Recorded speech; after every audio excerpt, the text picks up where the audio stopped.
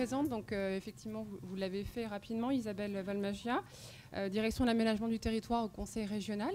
Moi, je suis là aujourd'hui pour vous présenter en particulier un réseau qui est assez jeune, hein, qui a 18 mois de recul, hein, le réseau Oxygène. Et donc, on va vous indiquer un peu où est-ce qu'on en est et comment il a été mis en place. Ce que je vous propose, en fait, c'est que je représente le vice-président qui est à l'initiative de ce réseau, Charles Fournier. En fait, je vais le faire parler, ce sera encore mieux. On a un petit film, pour démarrer l'après-midi, souvent c'est difficile. Un petit film très très court, hein, peut-être pour évoquer ce que c'est que le réseau en images. Et puis après, je vous explique plus en détail.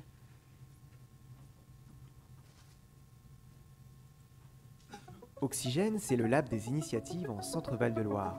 Son ambition, mettre en réseau les acteurs et les dynamiques citoyennes qui agissent sur les territoires pour transférer les expériences et dégager des solutions quant aux enjeux majeurs qui sont devant nous. Renforcer la capacité de résilience des territoires et accompagner les changements de modèles et modes de vie.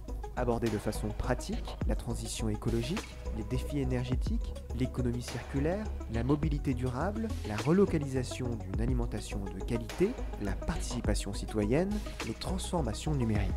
Si on devait résumer en 3 mots, Oxygène, c'est valoriser, c'est capitaliser, c'est accompagner. C'est finalement un appel d'air à partir de belles histoires. Alors, les belles histoires, c'est quoi? C'est quand des citoyens dans un territoire, ensemble, décident finalement de trouver des solutions face aux défis devant lesquels nous sommes. Au cœur du réseau, les collectivités locales de la région Centre-Val de Loire. Les acteurs associatifs et dynamiques citoyennes, les structures d'accompagnement de projets ou encore des universitaires et des chercheurs. Le réseau s'organise sous l'impulsion du Conseil régional avec le soutien d'un comité d'appui d'expertise citoyenne et de professionnels du développement territorial.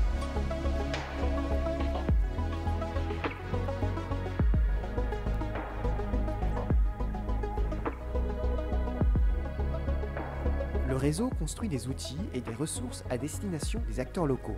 Au programme, ateliers et groupes de travail, rencontres régionales, formation des animateurs des territoires et un site internet accessible à tous pour partager les initiatives locales et les productions du réseau.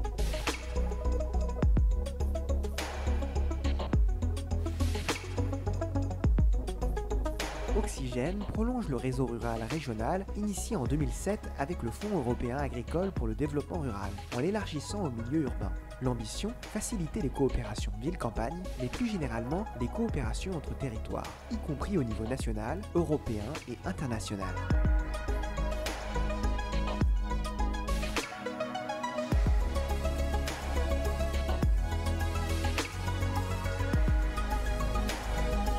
Je crois que nous sommes dans un moment où nous avons besoin de redonner du sens et de redonner de la capacité collective. C'est une façon de montrer qu'ensemble, nous pouvons faire face aux défis et répondre à ces défis. Avec Oxygène, la région Centre-Val de Loire participe, avec les nombreux acteurs des territoires, à inventer l'avenir. Vous aussi, partagez vos belles histoires et donnez du souffle à votre territoire.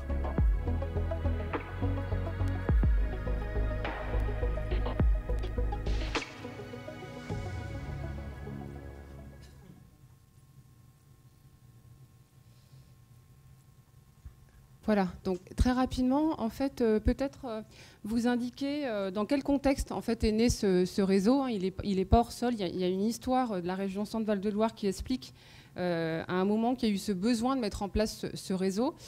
Certains d'entre vous l'ont évoqué ce matin, on parlait de territoire de projet.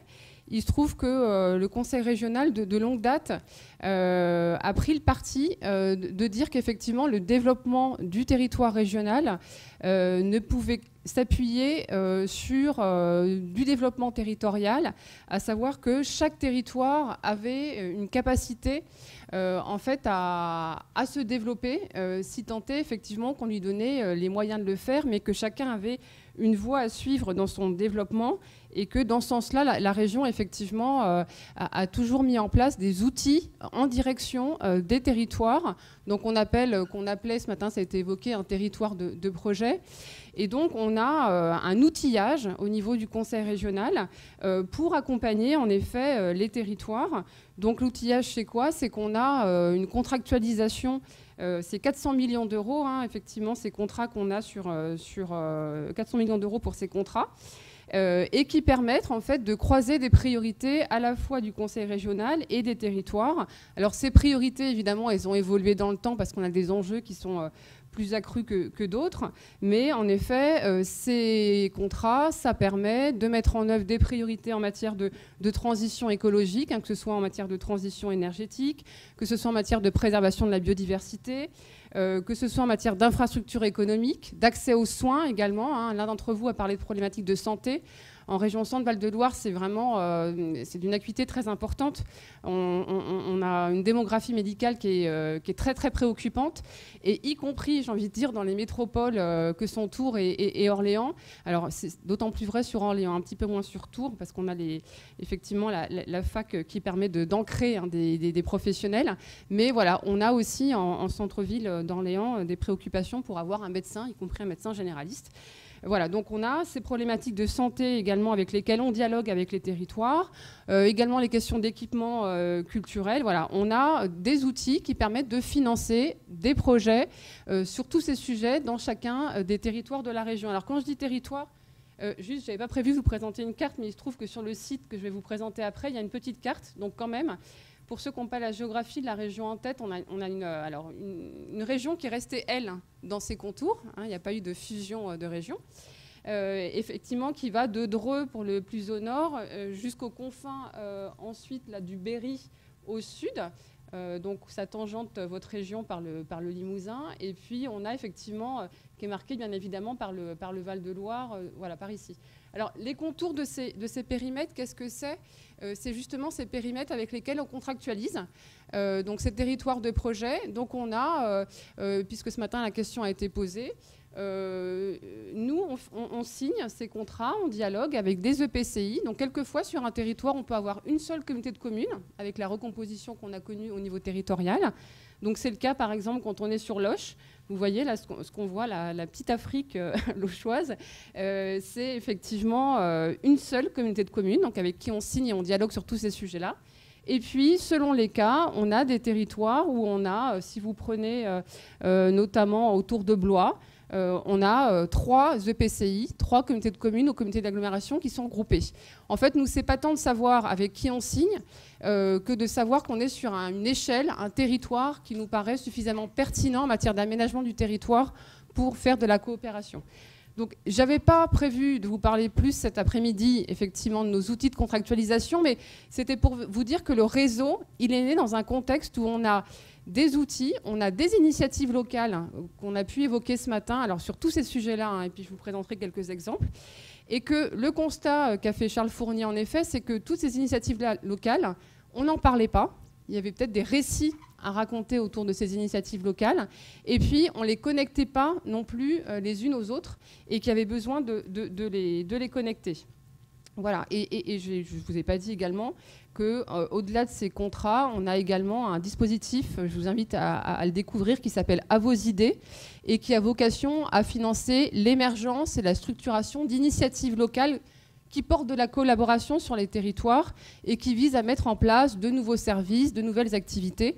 Donc on peut dire que finalement, on a des dynamiques en région, on a des synergies qui sont très intéressantes, public-privé, mais on va le voir aussi, une mobilisation citoyenne qui se développe de plus en plus, et qu'on ne racontait donc pas ces histoires-là, et qu'en plus, on ne tirait pas forcément d'enseignement de ces histoires. C'est-à-dire, qu'est-ce qu'elles nous racontent sur les enjeux territoriaux, qu'est-ce qu'elles nous racontent sur nos politiques publiques et leur adaptation aux enjeux territoriaux. Voilà, donc le constat, il est parti de ça. Donc en 2017, on a défini des missions qu'on attendait de ce réseau. Donc il a été lancé officiellement début 2018. Et on est effectivement, alors si on devait le qualifier, on est un peu à mi-chemin entre la boîte à outils, le réseau, le centre de ressources. Voilà, pour faire assez simple. Et donc, il a fallu qu'on exprime un besoin à travers un cahier des charges, puisqu'on est passé par un marché public, puisqu'on a eu recours à un animateur pour effectivement gérer ce réseau en particulier. Donc il y a 4 missions qu'on a effectivement identifiées pour ce réseau. C'est à la fois d'identifier, de capitaliser et de tirer des enseignements des initiatives. C'est un peu se faire en fait la caisse de résonance une nouvelle fois de ces initiatives, et puis de créer des espaces de réflexion autour de ces initiatives. Donc ça, c'est la première chose. Alors, sur cette première mission, je peux vous présenter un petit peu. Donc, on a un site internet qui est la principale vitrine, j'ai envie de dire, de ce réseau, voilà, qui prend cette forme-là.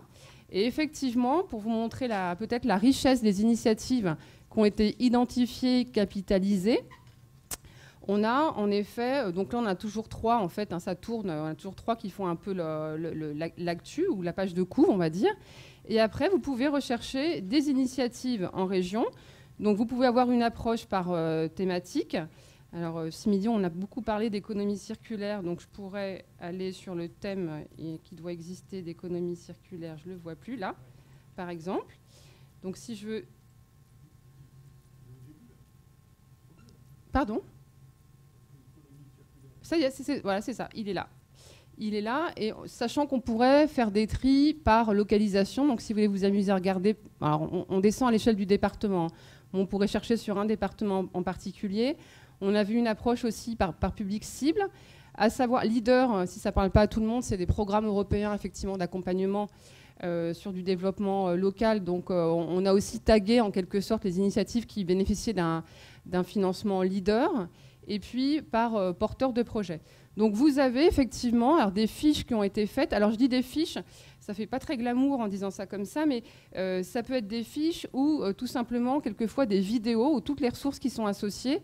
Donc ça prend cette forme-là. L'idée, c'était que assez vite, on puisse en un recto verso, c'est le cas de ces fiches, savoir comment est née l'initiative, par qui elle est portée, et surtout, et c'est là que ça demande un petit peu de temps, donc les objectifs visés, la description du projet, et puis surtout, c'est de nous parler des résultats et des enseignements qu'on en a tirés. Donc voilà, de manière assez simple, à dire quelqu'un qui veut se lancer en région sur ce type d'initiative, il y a peut-être des écueils à éviter, il y a peut-être effectivement des éléments qui sont facilitants. Comment moi je peux bénéficier effectivement du recul qu'a eu un porteur de projet sur ce type d'initiative. Voilà, et puis je vous le disais, on a, voilà, là, par exemple, il y a un reportage qui a été fait dans le cadre de ce réseau, donc c'est un petit film de 4-5 minutes qui permet de situer les choses. Donc voilà, ça c'est pour vous montrer, ça c'est sur une initiative sur économie circulaire parce qu'on en a énormément. Mais je pourrais vous montrer des choses sur l'alimentaire par exemple. Également, on a des choses très intéressantes. Alors bien évidemment sur l'introduction des produits locaux dans la restauration. On a un exemple là sur le Cher. On a un exemple Cagette et Fourchette en Brenne.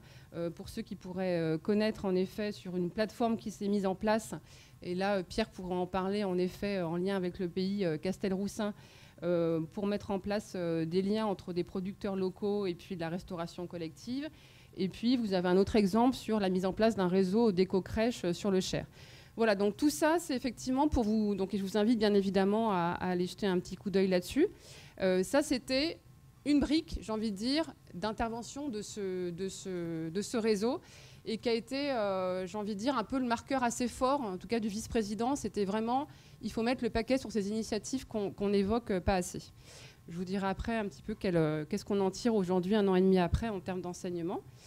Le réseau, il a travaillé également à travers des groupes de travail qui ont été animés, notamment 2 groupes de travail. Il y en a eu un sur les démarches participatives. C'est aussi un vice-président qui s'occupe de la démocratie dite permanente en région centre. Et donc, il y avait à cœur, effectivement, de réunir des partenaires autour d'une table pour voir comment on pouvait enclencher des démarches participatives sur les territoires et, de la même façon, quelles expériences on pouvait faire valoir pour ceux qui voudraient s'engager sur le sujet. Donc l'idée de ces groupes de travail, c'est toujours de dire, c'est pas se réunir pour se réunir, c'est pas un énième groupe de travail, mais c'était toujours dans l'idée d'avoir un livrable à la fin. Donc là, notamment, le livrable de ce travail-là, c'est de travailler sur un petit guide et qui va prendre la forme finalement de séries vidéo en disant, voilà, par le prisme d'un élu qui a eu l'expérience de démarche participative, comment je m'y suis pris, qu'est-ce que j'en ai tiré comme enseignement, et ça, effectivement, avec des approches différentes selon l'acteur dans lequel il se trouve, sa position dans laquelle il se trouve. On a également animé un travail sur les tiers-lieux en région, histoire de dresser un panorama de ces tiers-lieux. Alors tiers-lieux au sens large du terme, on pense souvent tiers-lieux numériques. nous, ce qu'on constate, c'est qu'il y a ces espaces-là qui créent en fait des dynamiques, des initiatives sur les territoires. C'est des tiers-lieux qui peuvent avoir au départ une connotation culturelle. Ça peut être une coloration plus numérique. Ou voire citoyenne. Et donc, effectivement, l'idée, c'était qu'on dresse un panorama et qu'on voit ce que ça nous dit sur ces tiers-lieux en région. Et puis, on a eu également, alors c'est un troisième, j'en arrive à la troisième mission de ce réseau, c'était d'animer des temps d'échange en région. Donc, on a une fois par an des rencontres régionales. Et donc là, de la même façon, je pourrais effectivement vous faire valoir ce qui a été fait en la matière. Notamment, on a eu 2 rencontres. Alors la première qui était très intéressante, on en a parlé avec quelqu'un qui était autour de la table ce midi, sur la question des réciprocités entre le milieu urbain et rural. Puisque, en effet, ce réseau, et je ne vous l'ai pas dit, il a la particularité de rassembler tous les territoires en région, que ce soit des territoires urbains, comme ruraux, et on espère effectivement que ça participe aussi de créer des liens entre ces territoires-là ou montrer à voir comment les coopérations sont possibles entre ces différents territoires. Donc c'était effectivement le thème de cette première rencontre qui a été faite en 2018 pour lancer le réseau. Et puis on a eu plus récemment en 2019, là c'est pareil, c'est très riche, je vous invite aussi à aller regarder ce que ça a produit. On a eu une journée entière sur la question des territoires en transition. Voilà. Alors, comment on gère de la transition sur une entrée territoriale. Et je l'évoquais aussi ce midi, on a eu notamment l'intervention de Jean-François Caron, pour ceux qui le connaissent, qui est maire de Los-Anguel, dans le nord de la France, et effectivement qui a entraîné, j'ai envie de dire, ses habitants dans la transition et qui explique effectivement qu'il nous fait un retour d'expérience très intéressant. Et donc là, on a accueilli plus de 230 personnes autour de cette journée. Et l'idée, c'est qu'une nouvelle fois, il en reste de la matière, de la production. Donc évidemment, on a notamment, par exemple, repéré à cette occasion les territoires en région qui s'engageaient dans ce qu'on appelle une dynamique de territoire en transition. Ça permet en particulier à ces acteurs-là de pouvoir entrer en connexion, puisqu'effectivement, à un moment, ils s'identifient à l'échelle régionale et ils peuvent les uns les autres avancer ensemble sur leur sujet et faire du transfert d'expérience. Et puis, il y a eu un certain nombre de choses de faites, de films, de regards croisés. Donc voilà, c'est toute cette matière qui est mise à disposition. Donc l'idée, c'est pas one shot, on se réunit une fois au cours d'une réunion. Et puis voilà, c'est quand même de capitaliser tout ça. Suite à ces rencontres-là, on a fait aussi des formats beaucoup plus réduits.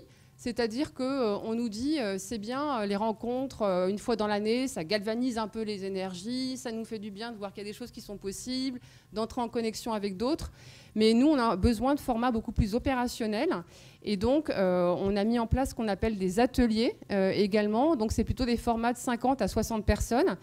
Et c'est à nouveau des regards très croisés. Je ne vais peut-être pas assez insister là-dessus, mais l'idée, c'est vraiment qu'on ait à la fois des acteurs qui soient des élus. On a des citoyens ou des collectifs de citoyens, quelquefois, qui s'engagent qui sont les porteurs de projets. Donc l'idée, c'est, peu importe la nature du porteur de projet, mais de mettre en connexion ces gens-là. On peut avoir des structures qui accompagnent, que ce soit des structures associatives. On a des coopératives également. Donc c'est vraiment d'avoir un regard croisé. Donc ces ateliers, on en a eu un notamment sur l'habitat participatif en région, où on a pu avoir le témoignage soit de collectivités qui se sont engagées sur le sujet, soit de collectifs de citoyens, et une nouvelle fois en milieu rural comme en milieu urbain, et de tirer des enseignements les uns les autres ensemble. Donc ça, c'était un autre volet de ce réseau, travailler sur des échanges ensemble et de capitaliser. Et puis, on a en région, et donc Pierre en est un peu le fruit, on a, au-delà de ces contrats, au-delà de ces outils, on a une ingénierie aussi, c'est-à-dire que derrière chaque contrat, enfin chaque périmètre que je vous ai présenté tout à l'heure, on a ce qu'on appelle des agents de développement. Alors on les appelle des facilitateurs, c'est-à-dire que, et la carte avait cette vocation-là en réalité, c'était pour dire que sur un territoire, si je clique dessus, voilà, j'ai le nom des comités de communes qui composent ce territoire, et puis là j'ai un pays notamment, j'ai un agent de développement avec des coordonnées téléphoniques, et que c'est quelque part, c'est un peu la cheville ouvrière de ce territoire-là, c'est celui qui a l'interface de toutes les dynamiques. Et ces gens-là, en fait, qui structurent le territoire régional, et bien effectivement, la région souhaite les aider à monter en compétence, à ce qu'on monte en compétence collectivement sur tous ces enjeux-là, y compris de la transition. Et donc, on organise à travers ce réseau des formations, des temps d'échange entre, effectivement, cette ingénierie territoriale. On y intègre également les animateurs leaders, pour ceux effectivement qui voient ce que c'est que le programme leader, puisque ce sont aussi des animateurs locaux qui accompagnent les porteurs de projets à monter des projets. Voilà, et puis donc le dernier volet, c'était effectivement de mettre en réseau aussi ces animateurs leaders. Donc voilà, on s'adresse bien à tous les acteurs du développement territorial. Alors ce n'est pas un club fermé, c'est un espace qui est très ouvert. L'idée, c'est vraiment de faciliter les dialogues entre les acteurs de tous les horizons, je l'ai dit. Alors, je n'ai peut-être pas assez évoqué pour être en écho peut-être à votre organisation ici. C'est qu'on cherche à toucher les universitaires. Pour l'instant, ça reste assez modeste. C'est-à-dire que ce qu'on a fait, c'est que comme l'animateur du réseau, pour ne pas vous le cacher, c'est un cabinet d'études qui est parisien, enfin qui intervient sur toute la France, qui a eu la bonne idée, quand il a été recruté, de dire un réseau, il faut que ça trouve un ancrage local. Donc il faut que les gens se parlent, et ce n'est pas moi, du côté de Paris, qui vais faire vivre forcément un réseau, ce ne sera pas suffisant. Donc en fait, on a créé ce qu'on appelle un comité d'appui. Et ce comité d'appui, il est effectivement très ouvert dans sa composition. Donc ce n'est pas des organisations qui sont présentes, c'est des gens qui sont praticiens du développement territorial. Donc on peut retrouver au sein de ce groupe de comité d'appui des animateurs territoriaux que j'ai évoqués. On peut retrouver des directeurs d'agences d'urbanisme, on en a 2 en région qui peuvent être également, qui sont également présents. On retrouve donc des universitaires, donc on en a associés, qu'on a repérés qui pouvaient effectivement être présents parmi nous. Il se trouve qu'aujourd'hui, on a un peu du mal à les fidéliser. Donc il faut effectivement qu'on se re-questionne sur nos modalités d'organisation. Mais effectivement, l'idée, c'est quand même qu'on arrive à intégrer les universitaires dans nos travaux. Donc ce comité d'appui, en fait, c'est un peu le bras armé de ce réseau. C'est à la fois des gens qui nous font, en fait, ils sont relais d'information, donc ils font passer l'information sur les territoires de ce que c'est que ce réseau, ce qu'il produit et ce qu'on peut y trouver. Et en même temps, c'est eux aussi qui l'alimentent, c'est-à-dire qu'on a une feuille de route annuelle et on dit sur quel thème cette année on va travailler, qu'est-ce qu'on a envie de mettre en lumière comme sujet. Et donc on interroge effectivement ces gens de ce comité d'appui. Donc voilà ce que je voulais vous dire pour la façon dont ça fonctionne. Donc c'est effectivement en quelque part ce comité d'appui un peu le premier cercle du réseau. C'est un peu les têtes pensantes. Alors ils pensent avec nous, mais ils ont une légitimité, c'est qu'ils ne font pas que penser, ces gens-là, c'est que c'est des gens qui sont sur les territoires, qui ont un ancrage territorial, et donc qui à la fois sont en veille sur des problématiques locales, qui peuvent repérer des acteurs, y compris des entreprises, puisque je crois que c'est quand même l'entrée aussi que vous avez ici. Je l'évoquais ce matin, quand je vous parlais de journée sur territoire en transition, on n'a pas été capable d'identifier une entreprise dans une table ronde qui pourrait participer. On a bien pu repérer des collectivités qui étaient très engagées sur la transition. On a pu repérer des collectifs de citoyens qui l'étaient. Et quand on a fait le tour, y compris au sein des services de la région, avec nos collègues de l'économie, etc., on a repéré des entreprises qui étaient très engagées sur la RSE, mais une entreprise qui était engagée localement sur un territoire, même quand on parle de territoire, une nouvelle fois, vous voyez, c'est quand même des territoires qui sont étendus. Ça peut être de 25 000 à 100 000 habitants. Et ben néanmoins, on n'a pas été capable d'identifier effectivement une entreprise qui considérait s'engager dans la transition de son territoire un peu globalement. Donc on voit bien qu'on a encore besoin de repérer des acteurs. Certainement qu'ils existent, c'est qu'on les repère encore pas bien, pour les faire entrer et enrichir effectivement notre réseau. Alors j'ai peut-être presque fini. On a 18 mois de recul, donc on est très très modeste. Vous avez plutôt perçu l'ambition du réseau que ce qu'il a produit. Là, on en est à un point où on fait un bilan, on a partagé un peu un premier bilan, et puis on va reconsidérer les modalités d'organisation parce qu'on est arrivé au terme d'un premier marché d'animation, donc on doit repenser un petit peu la suite. Aujourd'hui, les premiers éléments de bilan, c'est qu'on a le sentiment d'avoir capitalisé la matière qui est riche. Vous l'avez vu très rapidement, mais voilà, on a une matière qui est relativement riche sur ce qui se produit en région. On a besoin de la faire connaître. On a un site internet qui date du mois de mars dernier, donc ça reste encore très très récent. Il faut encore le faire connaître.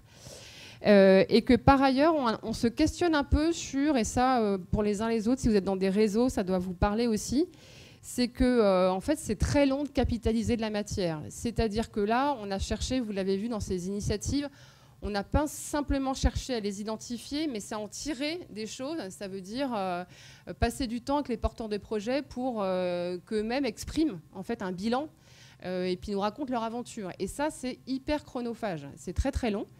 Et donc, dans les échanges qu'on a eus effectivement avec les membres du comité d'appui, qui sont souvent des têtes de réseau aussi au niveau régional, en fait, on a tous le même souci au niveau des réseaux. Ça prend beaucoup de temps de faire ça et on se dit peut-être que nous, on a intérêt à être plutôt un carrefour des réseaux et donc plutôt à faire valoir la ressource préexistante partout plutôt que de vouloir la produire, ce qui prend beaucoup de temps. Donc on se positionne un petit peu sur ces sujets-là, on se questionne. Et puis effectivement, je vous l'ai dit, on sait qu'on a des acteurs qu'il faut encore qu'on arrive à mobiliser davantage. Donc c'est les entreprises. Même si aujourd'hui on a des nouvelles formes d'entreprises qui sont associées et qui sont effectivement identifiées dans le réseau avec des nouvelles formes d'entrepreneuriat ou autour de l'innovation sociale. On a, je vous l'ai dit, des coopératives, des SIC, dont on fait valoir l'action à travers ces initiatives en particulier. Donc, aller chercher davantage les chercheurs et qu'on arrive à les fidéliser. Et puis, on a fait quand même le constat qu'on avait des élus qui n'étaient pas encore des élus locaux, pas toujours au rendez-vous. Et c'est certainement qu'on a besoin de trouver aussi des relais là-dessus et qu'on a besoin aussi d'incarner le réseau. Je crois qu'on en a parlé, c'est hyper important. C'est-à-dire, autant, on l'a évoqué ce matin, on a tous des outils, la digitalisation qui nous permet d'avoir des outils pour aller assez facilement rechercher de la matière, identifier des acteurs. Mais je crois pour autant, on a besoin d'incarner un réseau, on a besoin de se rencontrer de temps en temps, y compris physiquement. Et donc, ça veut dire qu'on a besoin, à ce moment-là, de créer effectivement de l'émulation, des connexions, et ça passe pas tout par effectivement le site de la région. Voilà ce que je pouvais vous dire assez modestement sur où on en est dans la réflexion sur comment, au niveau régional, on peut donner une visibilité aux initiatives hyper intéressantes qui se mettent en place et dans des formats assez nouveaux, novateurs, créatifs. Merci beaucoup pour cette présentation. Je vous remercie aussi d'avoir mis l'accent un peu sur, on en avait parlé un peu au déjeuner, sur le lien avec les entreprises, parce que c'est vraiment notre sujet de préoccupation. Vous avez vu qu'il y en avait 2 ce matin, mais après, ils ne sont pas forcément à tout le temps, c'est difficile, le temps de l'entreprise n'est pas le même que le nôtre. Enfin, mais c'est des questions auxquelles on est tous confrontés, donc je trouve que c'est intéressant qu'on creuse cette question. Et puis vous parliez aussi de carrefour des réseaux, oui, c'est un vrai problème aussi. Et nous, on avait rencontré les gens de Vendée, alors c'est dans le domaine économique précisément, qui ont mis en place un carrefour des réseaux économiques, parce que les réseaux économiques, il en existe une foultitude aussi, entre la DCF, le MEDEF, la CPME, le CJD, enfin j'en passe, c'est des meilleurs, bouge ta boîte, enfin c'est le nombre de réseaux économiques est considérable. Et au fond, tous ces réseaux ne se parlent pas forcément. Le seul département qu'on connaît, c'est la Vendée, qui a créé une université des entrepreneurs autour de cette question. Donc c'est vrai que c'est une vraie problématique. Voilà. Je voulais juste rajouter ça par rapport à votre intervention. Est-ce qu'il y a des questions concernant cette région centre? La règle du jeu, on se présente juste pour l'enregistrement. Oui, Gaëtane. J'ai développé une méthode qui s'appelle Mon plein potentiel et j'accompagne les gens parce que moi-même, je suis actrice et créatrice de ma vie, donc je permets aux autres de le faire de même. Voilà. Alors, moi, je voulais demander comment on détermine si on monte un contrat pour un projet. Il y a des critères sûrement. Est-ce que c'est vraiment dynamique ou est-ce que c'est trop figé parce que du coup, c'est plus que des politiques qui sont à la tête de ça. Voilà, parce que c'est souvent ce qui se passe des fois dans des bonnes idées. Donc, voilà, c'était ça que j'aurais voulu savoir. Peut-être 2-3 questions, puis je vous laisse s'il y en a d'autres. Hein. Sinon, oui. Francis Ebeke, donc futur collaborateur de créativité et territoire, je me présente autrement. Vous aviez interpellé tout à l'heure les chercheurs, ce qui est louable, mais le véritable problème, comme on disait, le carrefour de réseau, ce n'est pas toujours facile entre les territoires. Vous avez posé la question de la mobilité et la présence physique. Même ici à Poitiers, ce n'est pas déjà facile. Heureusement qu'il y a le téléphone, il y a la vidéoconférence. Mais je crois que la question pertinente, c'est celle-là que vous avez soulignée. Le fait qu'on soit déjà dans le territoire et qu'on puisse au moins connaître le territoire. Et les acteurs peuvent donc maintenant intervenir. Mais là où je trouve l'interpellation des chercheurs, vous m'aviez regardé, vous avez dit, mais on veut des universitaires. Et c'est le plus grand problème que nous rencontrons en France aujourd'hui et même dans le monde. Et j'appelle ça toujours le croisement des savoirs. Et je l'ai dit encore ce matin, le savoir universitaire, il compte beaucoup. Qu'est-ce que l'université et les chercheurs peuvent apporter dans le cadre de la recherche au niveau des territoires? Qu'est-ce que le professionnel peut apporter, on a vu ce matin, hein? Et qu'est-ce que le savoir populaire peut rapporter? Et ce savoir qui a toujours été très marginalisé depuis, s'exprime aujourd'hui avec acuité. On a vu le phénomène des gilets jaunes, qui est un savoir populaire, le peuple.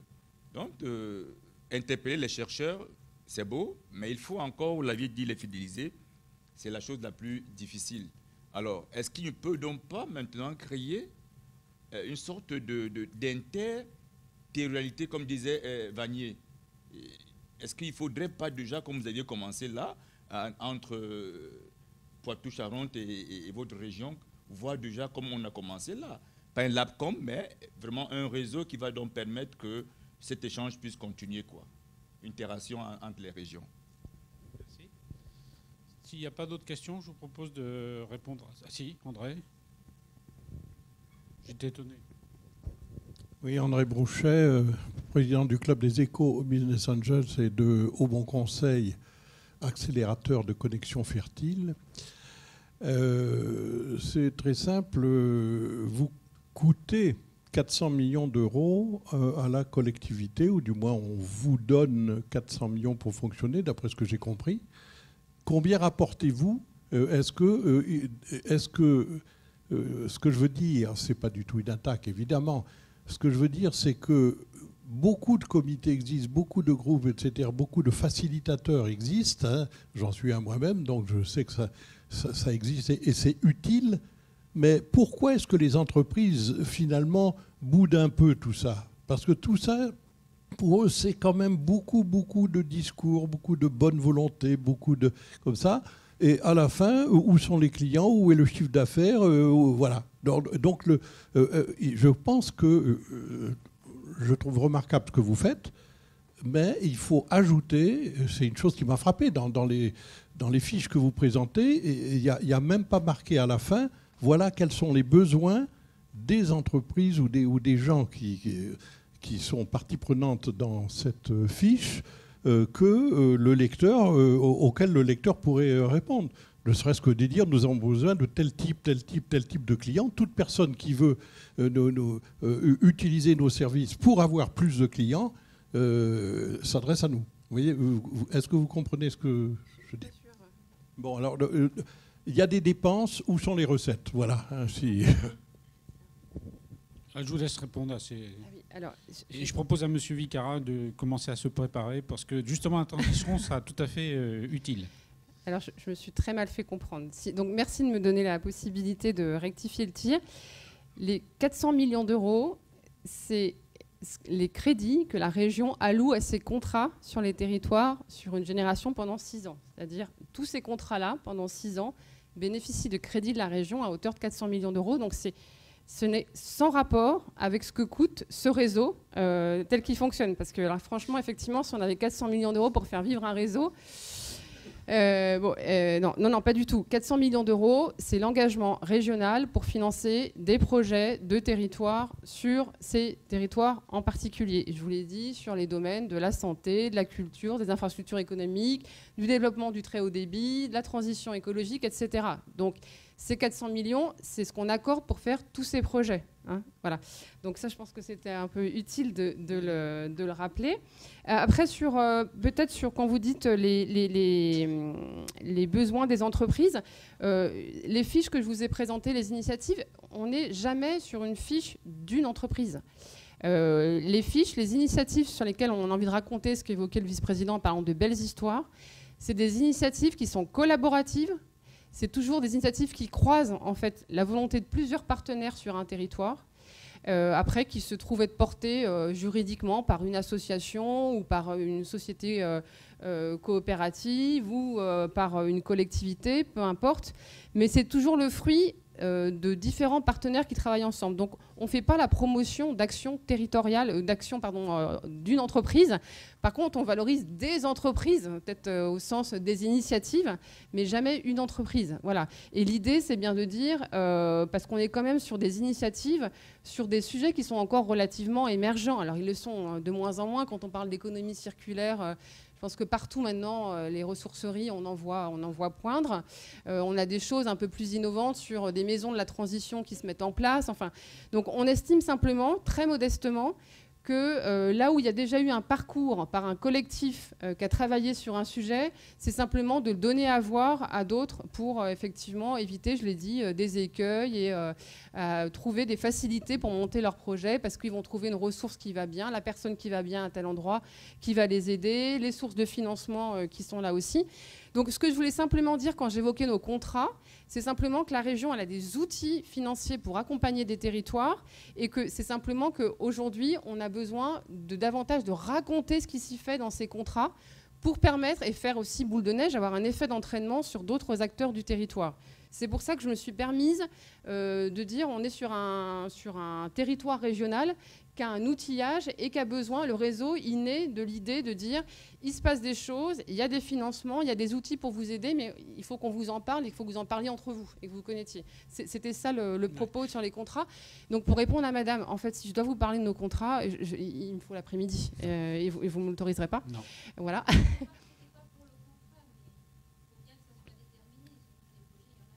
Alors,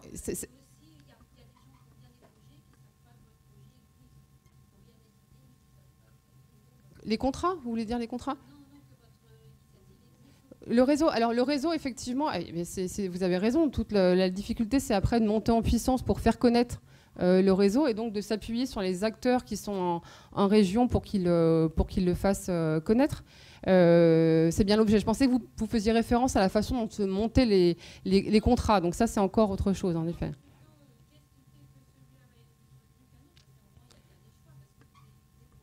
Sur les initiatives qu'on fait valoir, en fait, celles qu'on... Voilà. Alors, j'ai un peu répondu en disant ça, c'est-à-dire que là, en effet, c'est plutôt des initiatives. Et je pense qu'on va se resserrer là-dessus, c'est une bonne question. Parce qu'au bout de 18 mois, on se rend compte que quand on dit faites-nous remonter des initiatives pour les faire connaître, la question, c'est quoi ces initiatives et qu'est-ce qui fait qu'une commune qui réouvre un commerce, est-ce que ça suffit pour considérer cette initiative qui est innovante ?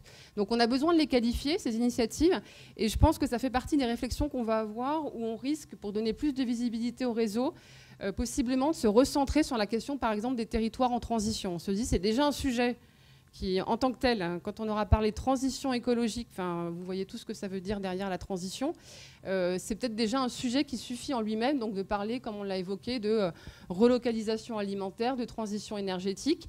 Donc il y a des thèmes qui vont être effectivement des marqueurs de ce réseau-là. Et l'autre sujet, c'est celui que je viens d'évoquer juste avant, c'est de dire que ce n'est pas des initiatives qui sont individuelles, mais c'est des initiatives qui naissent de la collaboration les uns les autres. Voilà. Donc c'est en particulier ça qu'on a envie de mettre en avant dans ces initiatives-là, c'est le caractère collaboratif en particulier. Ok, merci. Juste quand même signaler que là, vous avez un exemple tout à fait parlant de la région Centre, parce qu'on parlait des contrats. Là, il y a un dispositif qui se rajoute au contrat, mais toutes les régions ont des contrats avec les territoires. Après, les dispositifs de valorisation qu'elles mettent en œuvre, c'est très variable d'une région à une autre.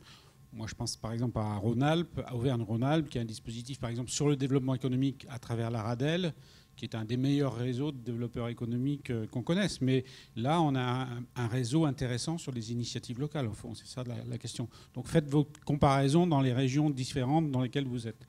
En tous les cas, merci Isabelle de votre présence et puis de cette présentation.